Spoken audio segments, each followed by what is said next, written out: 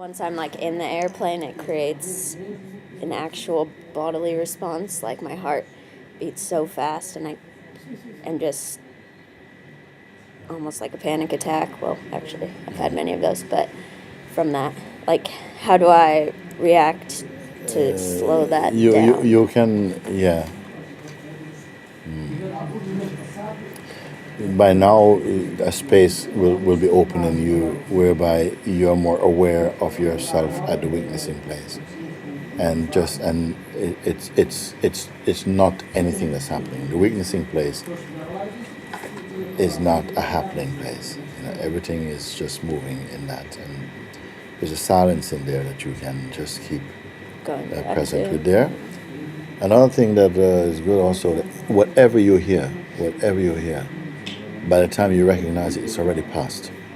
Whatever you hear, whatever you see, I don't know if you can relate to this, but whatever you perceive, it's already past. Everything is just passing. If you follow that, you'll notice a stillness in you, which is your real place. Whatever is passing is not you. Whatever is happening, it's not you. And you say, and, I mean, there are some things that we get conditioned into, like, for instance, I notice, I don't know, sometimes you can say that maybe from some previous life or something may have happened that lingers as some kind of seed in your conditioned behavior. Like for myself, if I go to the edge of a very high building, I feel this funny feeling in my knees.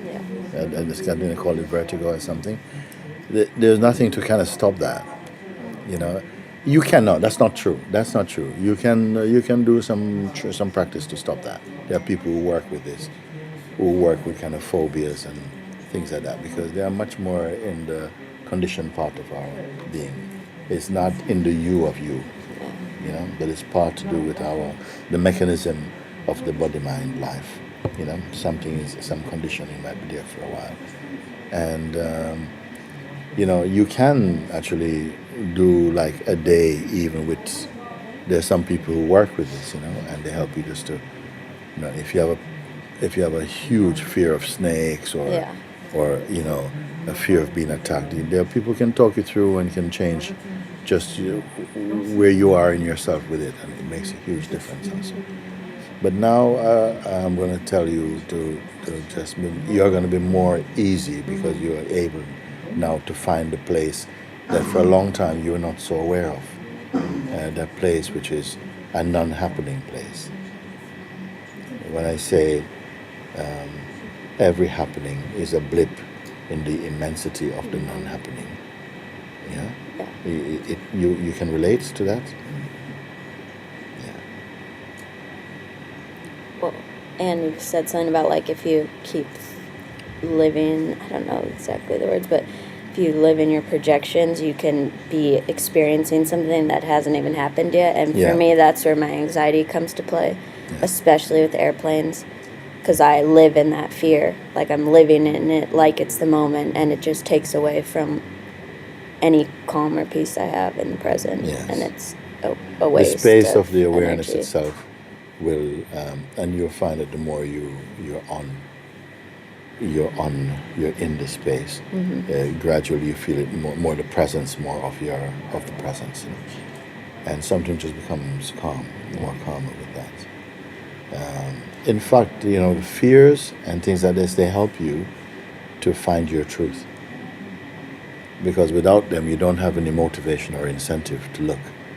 Things that really stir us up is important to help us to look, and they are like a little bit like enzymes for real introspection. When you're shaking up some strong experience, something you feel is disturbing, it really propels you to go in and to go to the place beyond the reach of these things. So they really help, and everybody has their own. Something that keeps the consciousness from sleeping or becoming complacent because to be too comfortable in phenomenality is not good. You understand? I mean, like, The mind wants you to be comfortable and safe in phenomenality, but that is not a good thing. And a lot of people even become afraid of what they can't control, and that's most of life. You can't control. It really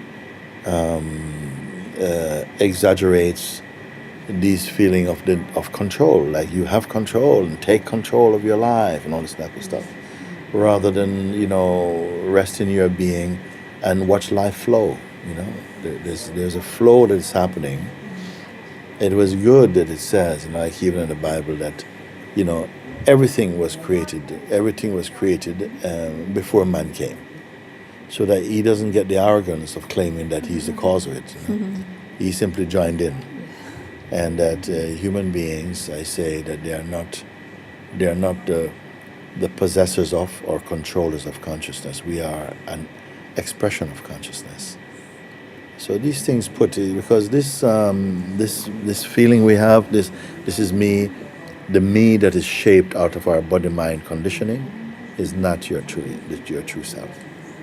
And God brought you here to know that, and it's going to continue deepening in that understanding until really the grip of the delusions they start to drift away, and they do actually.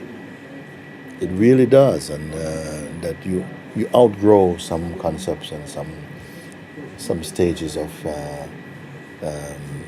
reaction and interaction and identity. They just leave.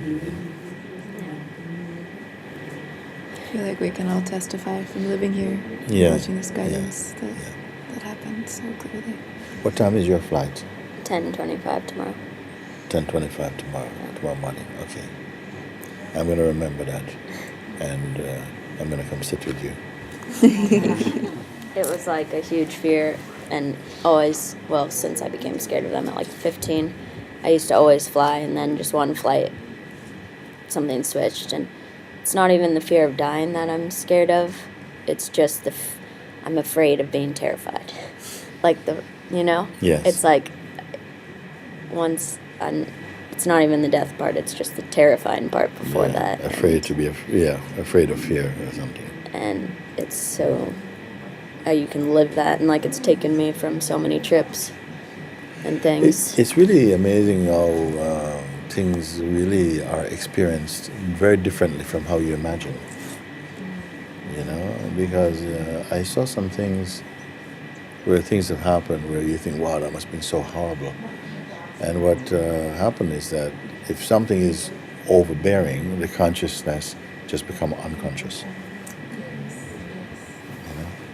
More they say conscious, something changes. Like sometimes a great calm, come and different things. It's never what you expect, and actually the fear and the anticipation is greater than the actuality. Oh, yeah.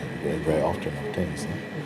But the focus is not about changing the fear more, but using that to find what is beyond fear. That's very important. I like that you speak so openly about it, and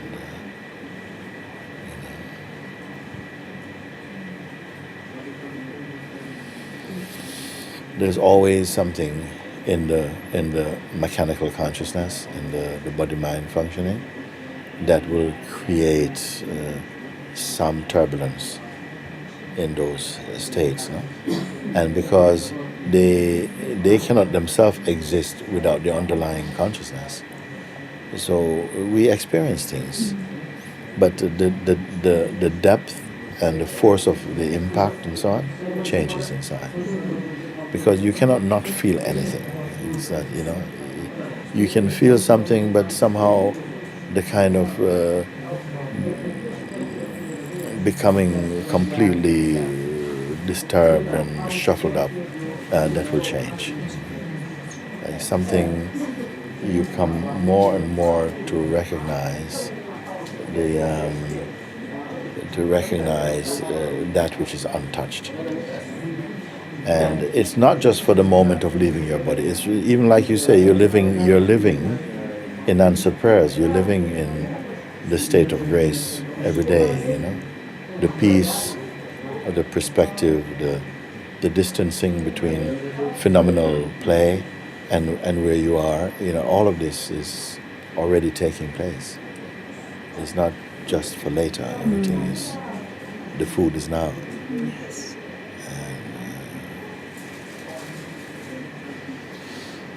But I just want to remind you that when we have when we experience things that feel like they're very challenging or painful or intense, make use of them, because they reveal that within ourselves which is still to be looked at, and not with cynicism, not with disgust, not with kind of impatience, but just to say, the universe is helping to look at where there are seeds hidden, where there might have been some blind spot which you don't notice.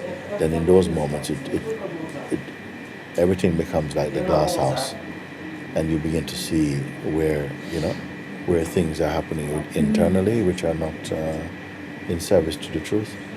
And just it's no blame. It's just to highlight them and to offer them, or to bring them into your inquiry, and to keep looking. But wait a minute, they are phenomenal, and you have to know what that means beyond a mental comprehension. It means that it is apparent, but it is not your translation. It is not your interpretation. So it's no two people are experiencing in the same way.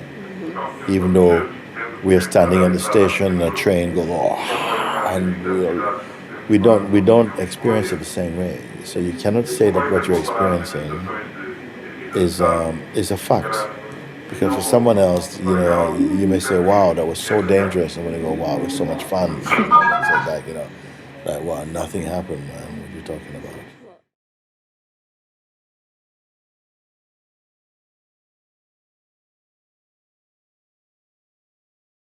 From the mind energy,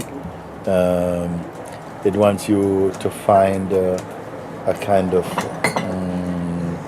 a safety that is phenomenal. There's no safety that's phenomenal. It wants you to be secure in phenomenality. So this is why for so many people we try to be comfortable with things, because that's really the option, or to have a good marriage, or have children, or have money, or things like this. Things which are all perishable. Nothing you can have like this, ultimately. So that when the trials and tribulations come, I'm speaking like this because I feel that we need to change our attitude towards them. Because our culture is in some way encouraging us to regard these things as though they are curses or something, or bad luck. You see? Whereas for me, I say that they are instruments for transcendence. And it gives you a chance to really you have to have your phenomenal dreams crushed. Otherwise, you don't push deeply enough to awaken to really the miracle of existence, which is within your own self. So these things, they come and they provoke a lot of insecurity and so on, but it's healthy because it's insecurity about the phenomenal.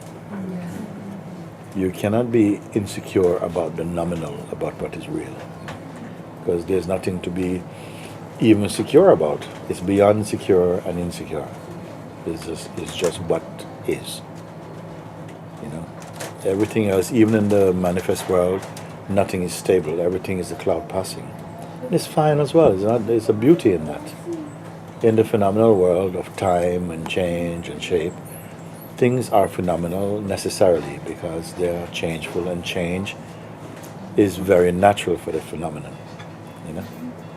And the trouble is that when we are not aware of ourselves as the unchanging, we try to preserve things in the changeful, which feels good for us, to us, and then when they pass, we suffer. Yes. But that's going against the law of nature, because things good and bad will come and go. If good doesn't come and go, bad cannot come and go. So if you're living primarily with the conditioning of trying to create security in the phenomenon within the realm of change, you're going to suffer. Of course you have to suffer. And human beings are allegedly the most intelligent species on this planet, because we're not the only beings in all of creation, all of the universe, but we are still relatively quite naive. And we are researched, all our energies have gone into researching phenomenon. But about the nomenon, we don't know. It's amazing. You can have a scientist that can create, or an inventor can create vessels that can go to other planets, but don't know how to sit quietly with their own self. Haven't found the beauty of that. And so it's important the way these things they come. And everybody, we should never think that somebody is unblessed because of the kind of challenge that they come. You see? Now look at Janu. Janu is walking now. He's got a limp now with his leg. He's got this limp, and I spoke to him, and people say, I'm so sorry, I hope it heals quickly. And his attitude was like, no, it's okay.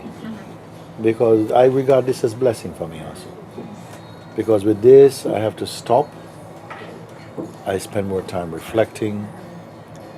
I come to see that I've received a gift. And it's a gift because also it is changing, it's healing, but it gives him time to slow down and to, you see? So I feel very often what's happening, we're suffering from mislabeling our experiences, calling them negative and bad luck and things, when actually there are opportunities that your soul needs them to aspire and to transcend. Otherwise, we are, you're running on a treadmill, you're not going anywhere. You're running only to attain perishable things and not discovering the imperishable within your own self. So, of course, when people come and they ask, please, can you pray for this person? I do also, and we do, because there's also a power in that. And it's not just, just make this person better, but make them better also in spirit and in their heart. It's not just to heal the body like that, but that you pray that they derive the highest outcome from this experience. When we make use of these life challenges, or and you've proven you've gone beyond that place, and then there's no need for them to come again. New things, or they come in another way or something. Because they don't come out of spite. God doesn't send things to you out of spite. Sometimes He releases a bit of your karma. And it's enough. It's like, okay, I got it, okay. Because everything was just so resonating.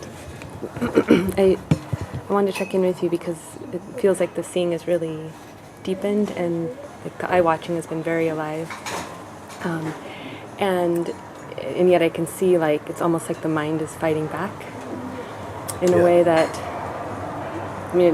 but it's seen in a new way also.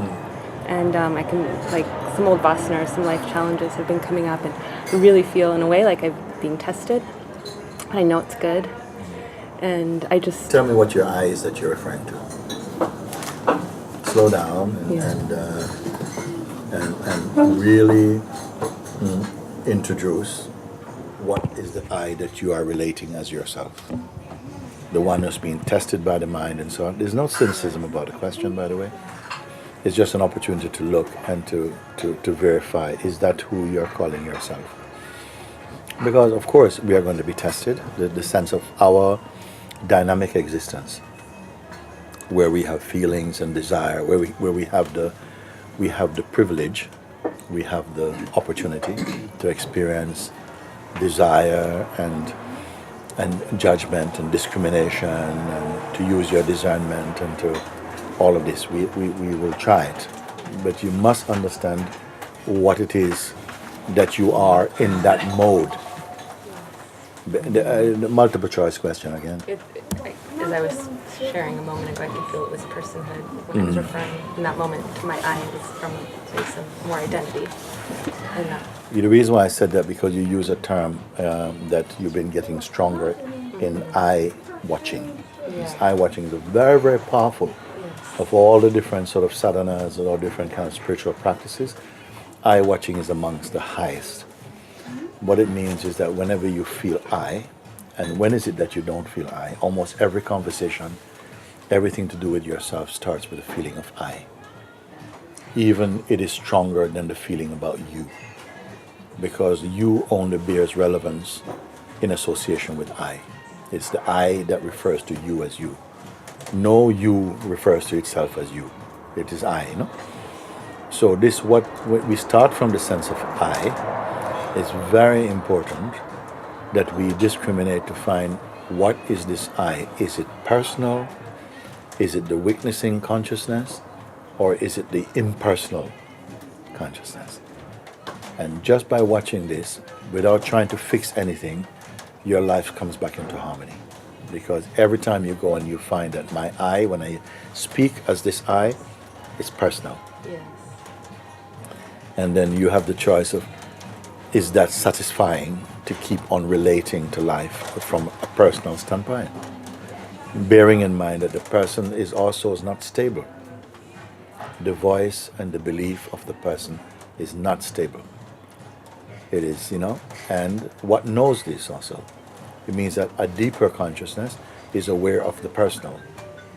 And put yourself in the place of the deeper consciousness, which is aware of the personal. And as soon as you see that you're getting involved with the traffic rather than simply observing it neutrally and with detachment, as soon as you feel pulled into it, you must cut the umbilical cord to that thought. You know?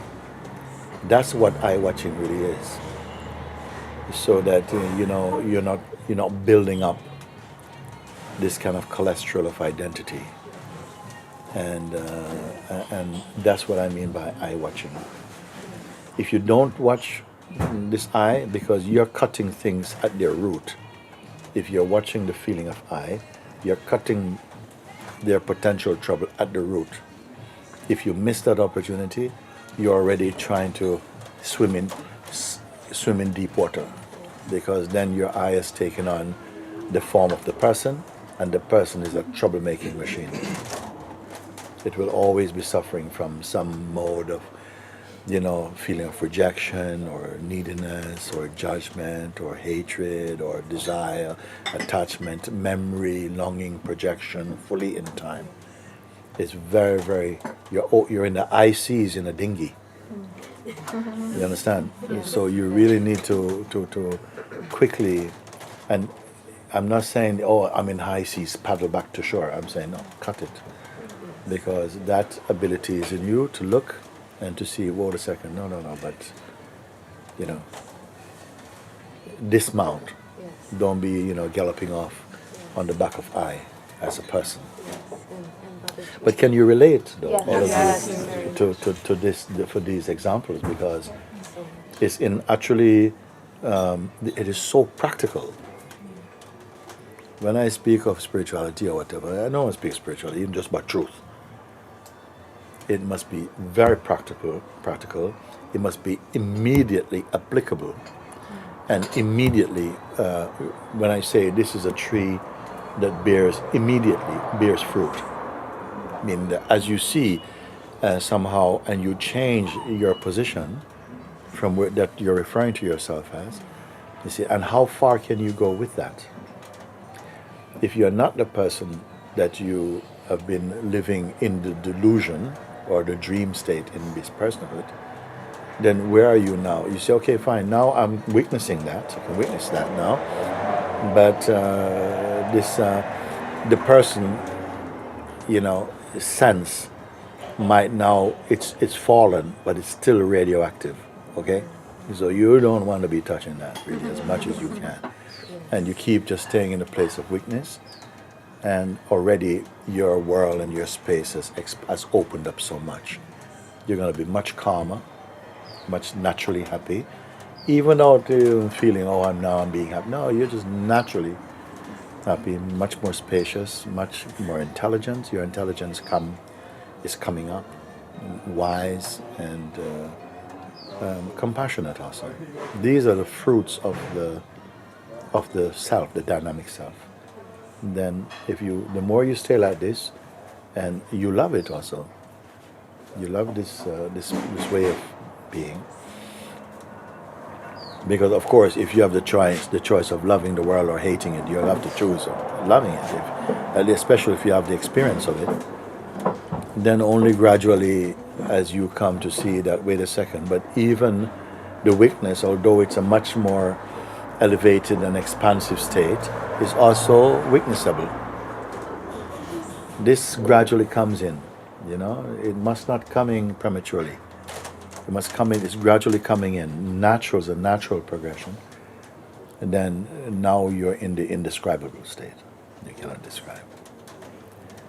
And your tongue will become heavy for words, unless God is living in your tongue. You'll be happy being by yourself more, and somehow, even without having physical contact with the world particularly, your presence is benefiting it. Just like that. It's very beautiful. So again, this eye watching is very powerful. If anybody wants to make a practice, eye watching would be, you see? Yeah. Then you come at some point and say, what is watching eye even? What is watching eye? Does it have a shape? Does it have a form? And you can actually receive living answers to these questions. No? Not theoretical answers. The living answers mean you are the one who is always here. You remove the heavy garment of ego, you're still here. You're even more here. You remove the garment of all these things, you are still here. You can never not be here. But even in ego, you are here. When you take off the face of ego, you are still here. Before I think, no, oh, I'm still here. You take off every face and you are still here. You take off the face of form and of shape and concept, you are still here. But not in the old way, not in the way of thinking. Yes, and Babaji, by your grace, I feel the personal identity has been more observable. It's been easier and quicker to observe it, and just this feeling of confirming more as in the presence, Yes. and just this prayer for the this observing to strengthen and deepen. Yes, and it's naturally happening also. If you love God, if you love same as presence, if you're loving it's actually the absence of ego. Anybody who is beginning to feel the absence of ego, you're already in love, basically, because it's a love that you don't have to make. The love is the perfume of your being. So it's a natural healing, it's a natural evolving, expanding, widening, panoramic sort of. You feel it, no? It's not something you're thinking anymore. When you're in ego state, you think a lot. When you're in a heart state, you are more feeling and intuiting more, So why we speak? Because we are lacking in presence. When you're in presence, you don't have to speak. Human beings don't really need to speak if they know God and they're in presence, actually, because their presence speak it. Their presence become the evidence of the truth. Not just their body, just like in our higher state, we can be with each other and we know who each other are beyond person. We talk a lot because we're not living in our truth. So we try to make up for it with words and to say, stories and so on. The more you come to consciousness, the less you need story. The more you go into story, you go back into person. Because consciousness has no history. Only the person has history. You see? You're noticing these things more and more, Because in this state, it's like just as your body grows, even when you're sleeping. Even when you're sleeping, your consciousness is expanding in the true way. You see? So, your natural state, always you're starting from emptiness. Everything is from emptiness. When I say that every happening, any happening, is a movement in time and shape, form, time, name, form, time. And every happening is only like a blip in the infiniteness of the non-happening. Meaning that your natural background is non-happening. Until you become aware of yourself as pure consciousness, it's the only time you're going to be at rest. It means that you are in zero. Zero is just a terminology now I'm using. No? As long as you're in personhood, you're in restlessness. The person is like a gear of consciousness. You're always in gear, always up to something new. When you're in the neutrality of consciousness, it's like you can see and feel, no? What I mean by rest. There's not even something resting, so it's even deeper than rest. Yeah, rest means I was tired, now I've rested. The consciousness is never tired, so it doesn't need rest. It just is. But we don't have a word in our human vocabulary for that. So we say, you are at rest. But it's greater than rest. It just is. And no one, while in the state of personhood, knows what it means, is, or to be. We don't know it. We don't know it. God give us the metaphor of sleep, the non-cognitive consciousness, to give you a little sense of what it is. Meaning that there you are without your person or relationship or belief system. You're without all these things. No? And you wake up refreshed because of that. You're not thinking, you have no relatives, you have no intention, you have no memory, nothing at all. And what is the benefit of that state? You got rest. So it's telling you that you don't need all that stuff to be at peace. But while we're in the dynamic state of personhood, we're always creating, creative. We love creativity, and that's fine. Part of our expression in the dynamic is to be creative. Now, all this is God's creativity. It's not creation, it is creating. Because creation is like a noun, isn't it? That's not. No, it is constantly renewing itself. No? And yet, there's something effortless in it. When we use our mind, we come more into the field of effort.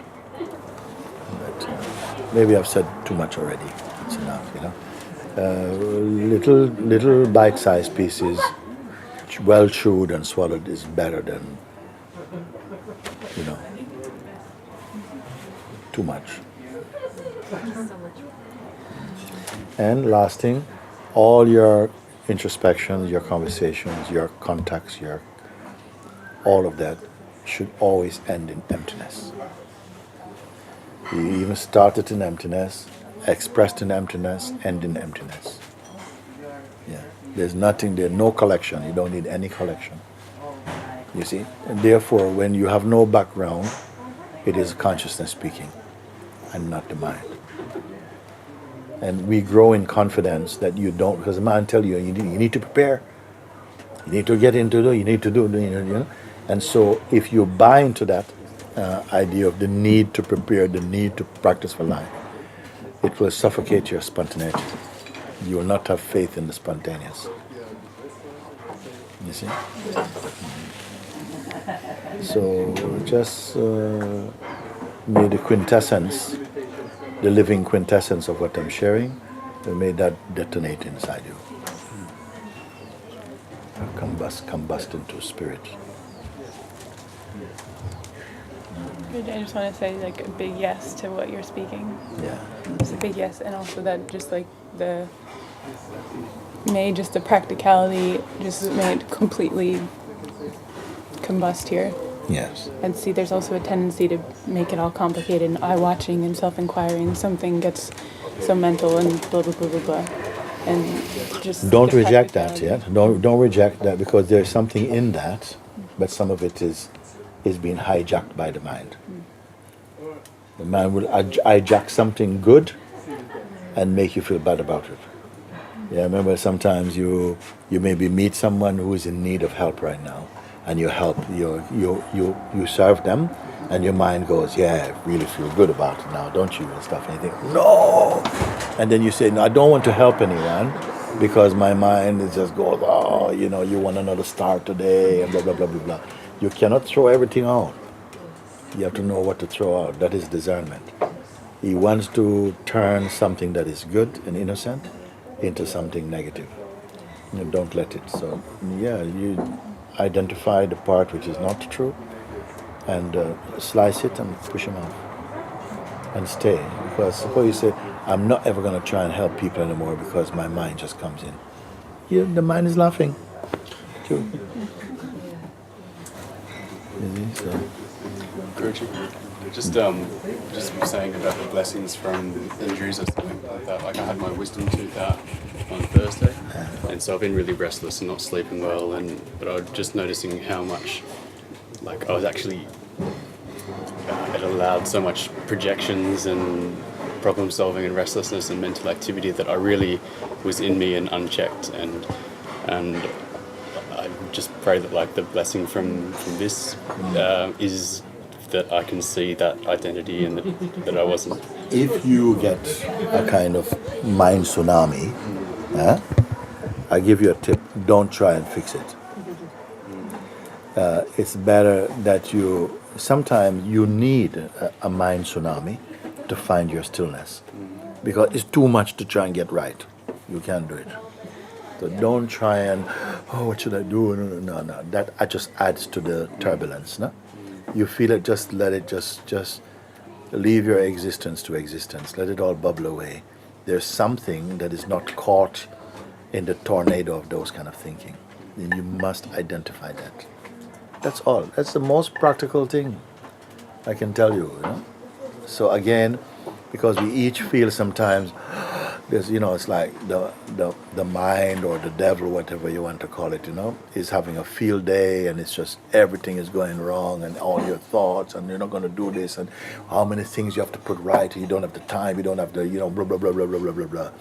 And then if you don't, if you're not still in yourself, because I'm going to tell you why they come, why these things come, is for you to find your stillness, not to fix your state. You cannot fix it. Because one, it's not true. The mind can only attack you, or you want to say the devil energy can only attack you when you go into your person. Because it cannot attack your purity. It can only attack your distraction.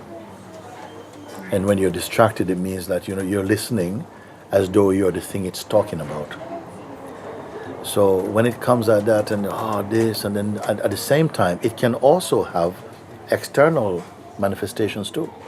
If you're feeling bad inside yourself, life will take on your vibration, and then you find that people calling you and say, hey, I need my money, and you say, what the hell is this? When you find somebody you haven't paid for the last 20 years is calling you up, where'd that come from? The same energy is bringing him. And then you go outside and a dog comes, what the hell is going on here? Even the dog has something against me.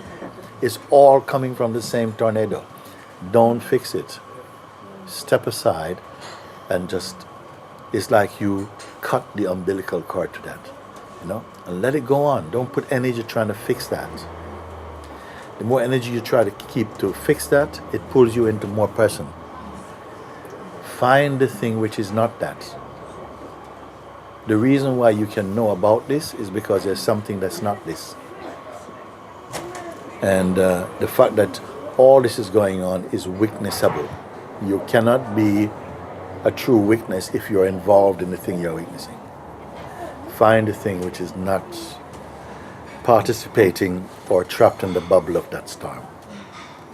And just by not pulling the emergency button, but keeping quiet and just let it play, something will naturally come to find a place of stillness. Once you find a place of stillness, all that begins to go away. You can watch it prove what I'm speaking.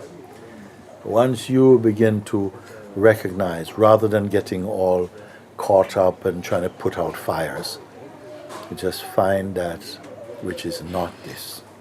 Don't waste energy trying to put out these fires in the mind.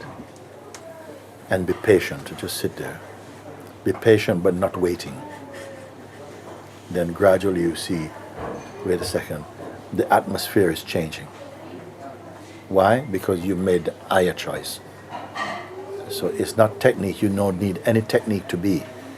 But you may need a technique to try and remember not to get pulled into techniques or pulled into fighting, you see. And so these are very practical guidances which are immediately applicable and immediately resolvable, you see.